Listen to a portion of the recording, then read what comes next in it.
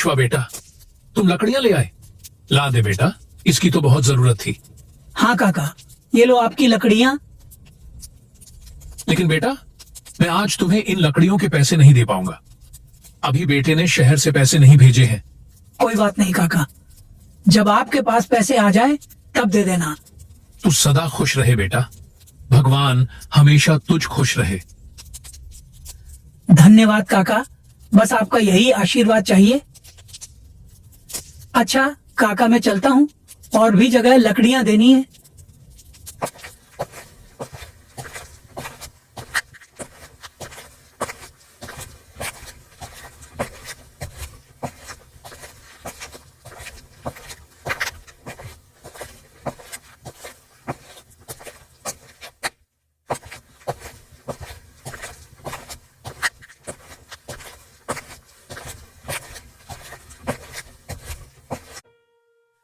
मनोहर चाचा, ओ मनोहर चाचा, लकड़ियाँ लाया हूँ।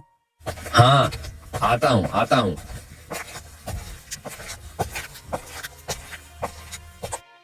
चाचा, ये लो आपकी लकड़ियाँ। अरे विश्वा, आज थोड़ी ज्यादा लकड़ियाँ चाहिए। ठीक है चाचा, अभी देता हूँ। ये लो चाचा, आपकी बाकी की लकड़ियाँ। ठीक है, ये लो बेटा इसके पैसे। और हाँ, कल और लकड़ियाँ लेते आना, सुना है इस साल कड़ाके की ठंड पड़ने वाली है। ठीक है चाचा, मैं लेता आऊंगा।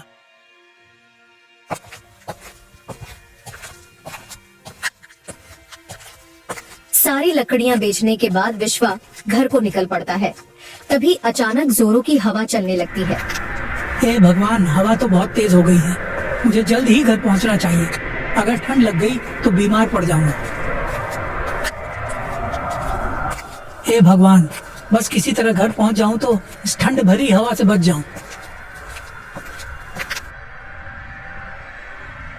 हे भगवान, कहाँ रह गए वो? इतनी तेज हवाएं चल रही हैं, अभी तक घर नहीं आए।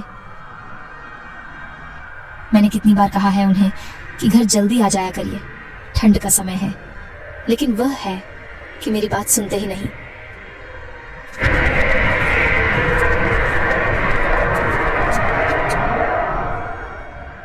बबीता, ओ बबीता, आ गए आप।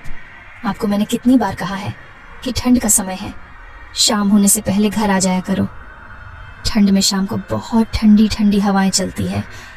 चलिए चूल्हे के पास बैठ जाइए, मैं खाना गर्म कर देती हूँ। हाँ बबीता, तुम ठीक कह रही हो। बाहर ठंड बहुत ज्यादा है। कल से मैं और सुबह जल्द घर से निकल जाया करूंगा और शाम होने से पहले सारा काम निपटाकर घर आ जाया करूंगा।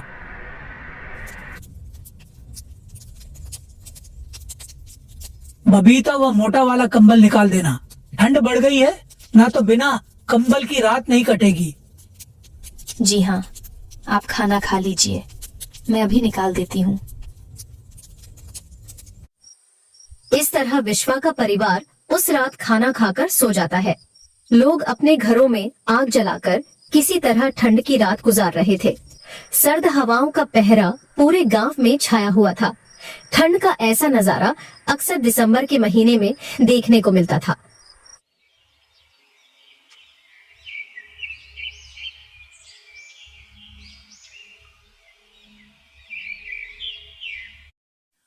अरे भगवान, सुनती हो? जरा गर्मा गर्म चाय दे दो। चाय पीकर मैं काम पर निकलूं। हाँ बस अभी लाई। ये लीजिए आपकी चाय। अच्छा बबीता, तो मैं निकलता हूँ। विश्वा घर से निकल जाता है। हे भगवान, बाहर तो बहुत ठंड है। जल्दी से जंगलों के लिए निकल जाता हूँ, तभी शाम होने से पहले घर आ पाऊंगा।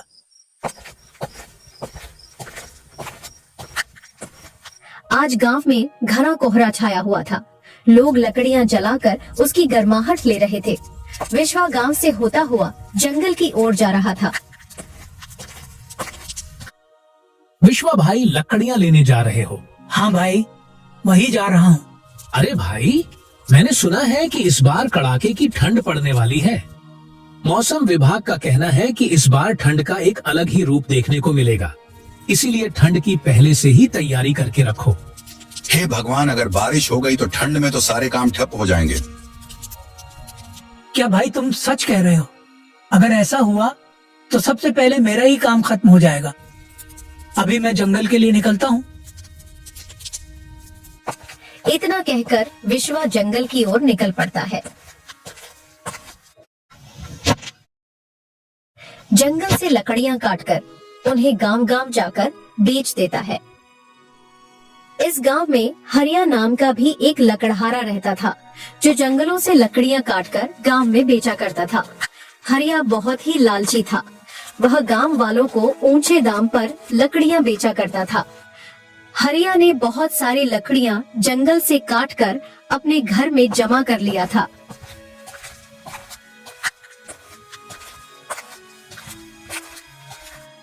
अरे, आप इतनी सारी लकड़ियां केवल जमा करे जा रहे हैं, इसे गांव में जाकर बेच क्यों नहीं आते? अरे चंदा, तुम बस देखती जाओ। कुछ दिन में ही गांव में बारिश होने वाली है। उस समय जंगल की सारी लकड़ियां गीली हो जाएंगी। बस इसी मौके का फायदा हमें उठाना है। तब मैं लकड़ियों को ऊंचे दाम पर बेचूंगा। जी, मेरी बात मानिए, तो ऐसा करना सही नहीं है। अरे अब तुम मुझे मत सिखाओ क्या सही है और क्या गलत। हरिया अपनी पत्नी को तो उस समय चुप करवा देता है और अपनी लकड़ियां बेचने के लिए सही वक्त का इंतजार करता है। वहीं दूसरी तरफ विश्वा गांव-गांव में लकड़ियां बेचकर घर आ जाता है।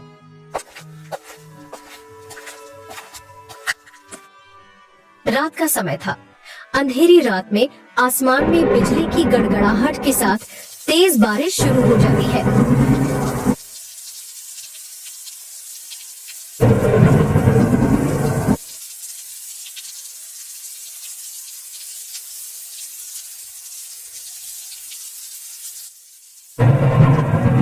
कड़कती बिजली की आवाज से विश्वा की आंखें खुल जाती है।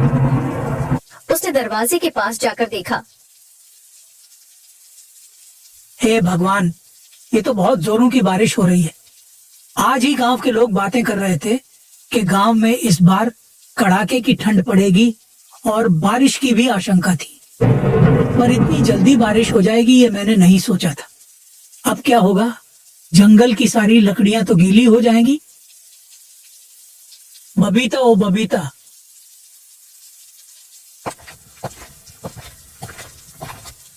जी, क्या हुआ?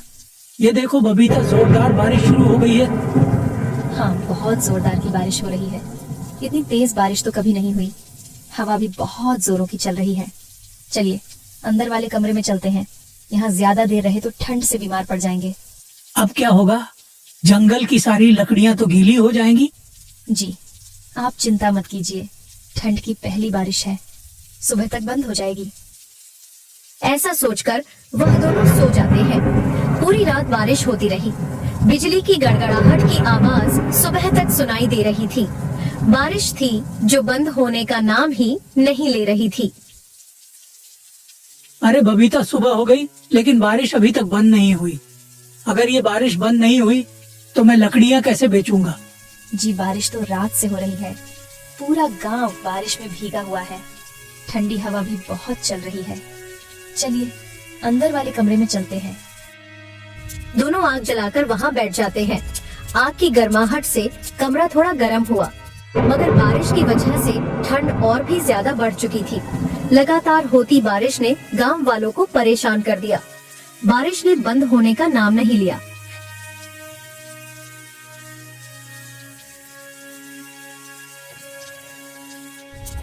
हे भगवान, बस ये आखिरी लकड़ियां ही बची हैं। अब तो लकड़ियां भी नहीं रह गई और ये बारिश तो बंद होने का नाम ही नहीं ले रही है। बबीता के इतना कहते ही बारिश अचानक बंद हो जाती है। बबीता, लगता है भगवान ने तुम्हारी सुन ली। बारिश बंद हो गई। हाँ, बारिश तो बंद हो गई, लेकिन लकड़ियां तो फिर भी नहीं ला पाएंगे। जंगल की लकड़ियां गीली हो गई होंगी। एक काम करते हैं, गांव में सरला काकी से कुछ उपले मांग लाती हूँ। कुछ दिन का तो चल ही जाएगा। बिना आग के इस ठंड में तो बिल्कुल गुजारा नहीं है। इतना कहकर बबीता सरला काकी के घर के लिए निकल जाती है।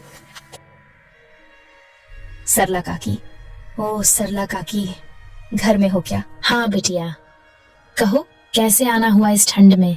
सरला काकी, वो मुझे कुछ उपलों की जरूरत थी। घर में जलाने के लिए कुछ भी नहीं बचा है।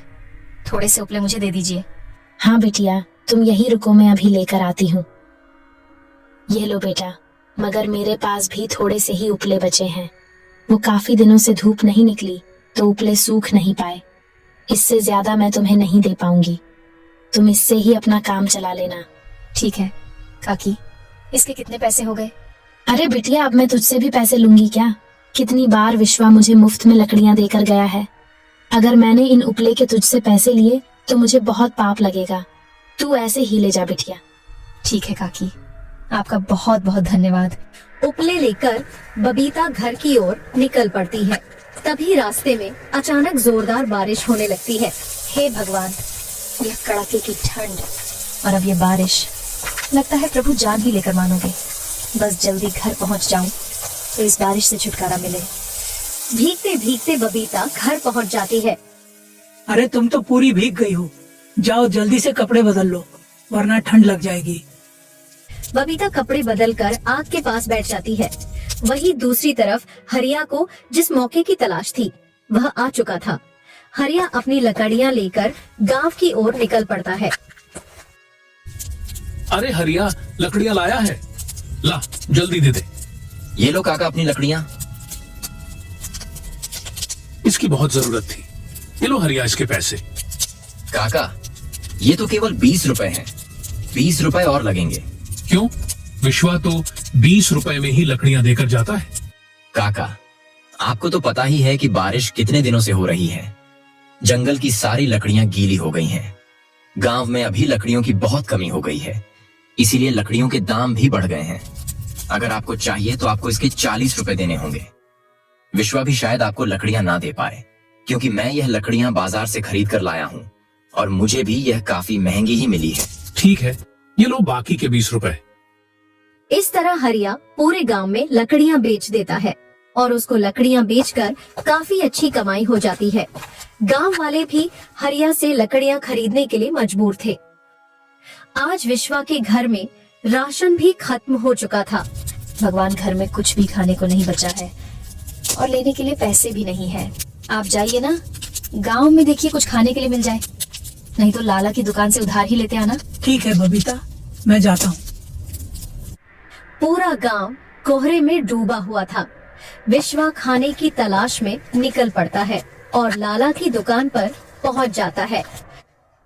लाला जी, मुझे कुछ राशन की जरूरत है। अभी मेरे पास पैसे नहीं है, लेकिन जैसे ही पैसे आएंगे मैं आपको दे दूंगा। देखो विश्वा, मेरा काम भी ठप हो गया है और बिल्कुल आमदनी नहीं हो रही है, इसलिए मैं तुम्हें उधार नहीं दे सकता। तुम किसी और से मांग कर देख लो। लाला जी, कुछ भी दे दो, घर में कुछ भी खाने को नहीं है। देख विश्वा, तू मुझे मजबूर मत कर। मैं तुझे उधार नहीं दे पाऊंगा। मेरी बात समझ, तू किसी और से मांग कर देख ले। लाला जी विश्वा को साफ साफ मना कर देते हैं और विश्वा निराश होकर वहाँ से चला जाता है। हे भगवान, घर में कुछ भी खाने को नहीं है और ये ठंड भी बहुत लग रही है। लकड़ियाँ भी नहीं बची हैं, घर में कुछ और जलाने के लिए भी नहीं है। अब क्या करूँ? अब विश्वा को समझ नहीं आ रहा था कि वह बिना पैसों के राशन का इंतजाम कैसे करे। तभी विश्वा का एक दोस्त जो कि सब्जी बेचता था वहीं से गुजरता है। अरे विश्वा, कैसे हो तुम? बड़े दिनों बाद दिखाई दिए। क्या हुआ विश्वा भाई? बड़े उदास दिखाई पड़ रहे हो। कोई बात है क्या? कोई परेशानी है तो मुझे बताओ। क्या बताऊं राजू भाई, मेरा जीवन तो ठंड और बारिश से बेहाल हो गया है। घर में कुछ भी खाने को नहीं है और लाला जी भी उधार देने को राजी नहीं है। समझ नहीं आ रहा कि खाली हाथ घर कैसे जाऊं। बबीता भी मेरी राह ताक रही होगी और खाली हाथ घर लौटने की मेरी हिम्मत नहीं हो रही है। समस्या तो बड़ी गंभीर है विश्वा। सच बताऊं तो इस ठंड से मैं भी बहुत परेशान हो गया हूँ। काफी दिन से बारिश हो रही थी तो मेरा माल भी नहीं बिका। मेरे पास कुछ आलू है, मैं बस इतना ही तेरी मदद कर सकता हूँ। सुबह से 20 रुपए की ही आमदनी हुई थी, ये तू रख ले। राजू भाई, मुझे समझ नहीं आ रहा कि किस मुंह से तुम्हारा शुक्रिया अदा करूं। भाई आखिर इसमें शुक्रिया की क्या बात है? इन मुश्किल घड़ी में हम लोग एक दूसरे का साथ नहीं देंगे तो कौन देगा? तुम चिंता मत करो, ये आलू तुम घर ले जाओ। ठंड बहुत है। मैं भी घर को ही जा रहा हूँ। इतना कहकर राजू और विश्वा दोनों अपने अपने घर की ओर निकल पड़ते हैं। आलू तो ले लिया है, लेकिन आज सुबह ही घर के सारे उपले खत्म हो गए थे। इन पैसों से मैं कुछ उपले ले लेता हूँ। उपले लेकर विश्वा घर पहुंच जाता है। बबीता, ये लो कुछ आलू और ये उपले, तुम इन्हें उबाल लो। आज इसी को खाकर हम दोनों अपना पेट भर लेंगे। बबीता चूल्हा जलाकर आलू उबाल देती है। दोनों खाने के लिए बैठ जाते हैं। बबीता, इस पर थोड़ा सा काला नमक छिड़क दो। जी, अभी डालती हूँ। बबीता ने इतना कहा ही था कि तभी उनके दरवाजे पर एक आवाज आती है। बेटा, कोई है क्या? इस गरीब की मदद करो, इस दुखियारी की मदद करो बेटा, कोई तो सुन लो। आवाज सुनकर विश्वा और उसकी पत्नी दोनों बाहर आते हैं। उन्होंने देखा कि ठंड में एक बुढ़िया बाहर खड़ी थी और मदद की गुहार लगा रही थी। अम्मा, आप इतनी ठंड में ऐसे बाहर क्या कर रही हो? बेटा, मैं कई दिन से भूखी हूँ। पिछले 2 दिन से मैंने भोजन नहीं किया है। कुछ खाने को दे दो बेटा, नहीं तो भूख के मारे मेरे यही प्राण निकल जाएंगे। ठीक है अम्मा, आप अंदर आइए। विश्वा अपने उबले हुए आलू की प्लेट लाकर अम्मा को दे देता है। बेटा, बहुत ठंड लग रही है, हो सके तो कुछ लकड़ियां जला दो। माफ करना अम्मा, पर अब हमारे पास बिल्कुल भी लकड़ियां नहीं बची है। थोड़ी सी लकड़ियां थी जिन पर हमने आलू को पका दिया है। अब जलाने के लिए हमारे पास कोई लकड़ियां नहीं बची। कोई बात नहीं बेटा, कम से कम ये खाना तो है, मैं इसे ही खा लेती हूँ। आलू को खाकर उसका पेट भर जाता है। तुम्हारा बहुत बहुत धन्यवाद बेटा, काफी दिन से भूखी थी, आज इन आलूओं को खाकर पेट भर गया है। बुढ़िया की नजर जब उनके बर्तन पर पड़ी तो वह बिल्कुल खाली हो गए थे। अरे बेटा, मैंने तो तुम्हारे सारे आलू खा लिए, अब तुम क्या खाओगे? कोई बात नहीं अम्मा, आपका पेट भर गया, इसमें ही हमें संतुष्टि है। अरे बेटा, तुम कितने दयालु हो। बेटा, मेरे पास ज्यादा कुछ तो नहीं है देने को, पर ये लो, ये कुछ बीज है, इसे तुम अपने आंगन में लगा देना। ये किस चीज के बीज है? बेटा, ये जिस चीज की तुम्हें जरूरत है उन्हीं के बीज है, इससे तुम्हें बहुत अच्छी लकड़ियां मिलेंगी। लेकिन अम्मा, ये तो बीज है, इन्हें पेड़ बनने में काफी समय लग जाएगा। अरे बेटा, तुम चिंता मत करो, ये कोई ऐसा वैसा बीज नहीं है, ये जादुई बीज है। तुम इसे बस अपने घर के आंगन में लगा देना, फिर इसका कमाल तुम अगले दिन देखना। अच्छा बेटा, तो मैं चलती हूँ। अम्मा, आप इतनी ठंड में आप कहाँ जाएंगे? आप यहीं पर रुक जाइए। नहीं बेटा, मैं जिस काम के लिए आई थी वह पूरा हो चुका है, अब मुझे जाना होगा। इतना कहकर अम्मा वहाँ से चली जाती है।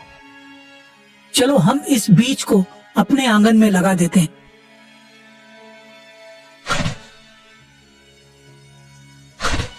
विश्वा उन बीजों को अपने आंगन में लगा देता है।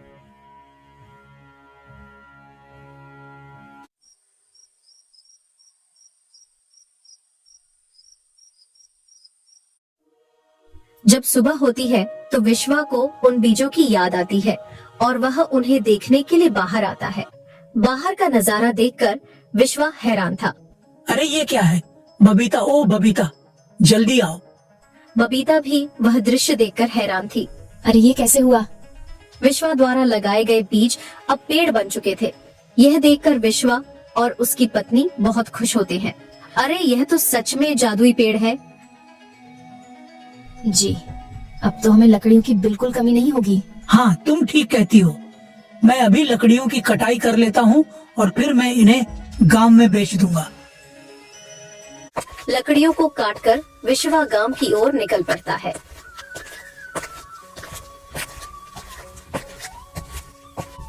काका, तुम्हारे लिए लकड़ियाँ लाया हूँ। अरे बेटा, ये तो तूने बहुत अच्छा किया जो लकड़ियां देने यहाँ चला आया। 2 दिन से ठंड से परेशान थे, जलाने के लिए एक भी लकड़ियां नहीं बची हैं।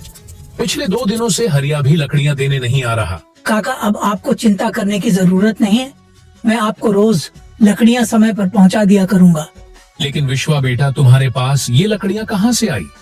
काफी दिन से सूरज तो निकल नहीं रहा फिर ये सूखी लकड़ियां तुम कहाँ से लेकर आए?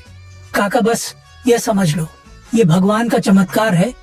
अच्छा काका, अब मैं चलता हूँ और गांव में लकड़ियाँ देने जाना है। इतना कहकर विश्वा आगे निकल जाता है, लेकिन यह सब होते हुए हरिया अपनी आँखों से देख रहा था और सच्चाई का पता लगाने के लिए हरिया ने विश्वा का पीछा करना शुरू कर दिया।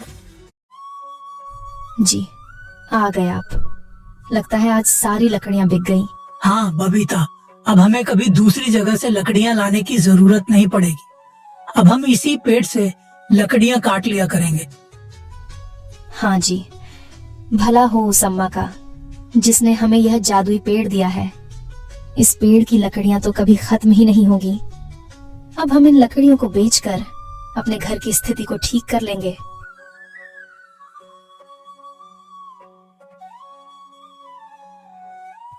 अच्छा, तो ये जादुई पेड़ है, क्यों ना मैं भी इस पेड़ से अपना फायदा निकलवा लूं। ऐसा सोचकर हरिया उस समय तो वहाँ से चला जाता है, लेकिन रात के समय विश्वा के घर के पास आकर वह उस पेड़ से लकड़ियाँ काट लेता है और उसे अपने घर ले जाता है।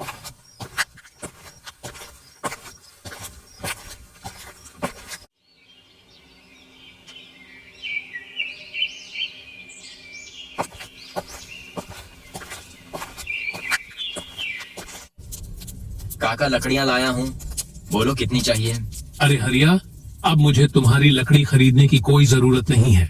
अब विश्वा मुझे समय पर लकड़ियां दे जाता है। तुमने हमारी मजबूरी का बहुत फायदा उठा लिया, लेकिन अब मुझे तुम्हारी लकड़ियों की कोई जरूरत नहीं। काका ने हरिया से लकड़ियाँ खरीदने के लिए साफ साफ इनकार कर दिया। हरिया गांव के और लोगों के पास भी जाता है और अपनी लकड़ियाँ बेचने की कोशिश करता है, मगर कोई भी उससे लकड़ियाँ खरीदना नहीं चाहता था, क्योंकि मजबूरी के समय में हरिया ने उन लोगों का खूब फायदा उठाया था। काफी महंगी दाम पर लकड़ियाँ बेचकर उसने गांव वालों से खूब मुनाफा कमाया था। हरिया को भी अच्छा सबक मिल चुका था, लेकिन अब उसके पास पछतावे की सिवा और कोई चारा नहीं बचता। किसी गांव का कोई व्यक्ति भी उसे लकड़ियाँ खरीदना नहीं चाहता था। मजबूरन हरिया को लकड़ी बेचने का काम छोड़कर कोई और दूसरा काम ढूंढना पड़ा। दोस्तों, आपको हमारी यह कहानी कैसी लगी? अपना उत्तर कमेंट बॉक्स में जरूर बताइएगा। हमें आपके कमेंट्स का इंतजार रहेगा। दोस्तों, आप किस तरह की कहानी देखना पसंद करते हैं? आप अपने पसंद हमसे कमेंट के जरिए साझा कर सकते हैं। इससे हमें आपके लिए अच्छी अच्छी कहानियाँ बनाने में काफी मदद मिलेगी।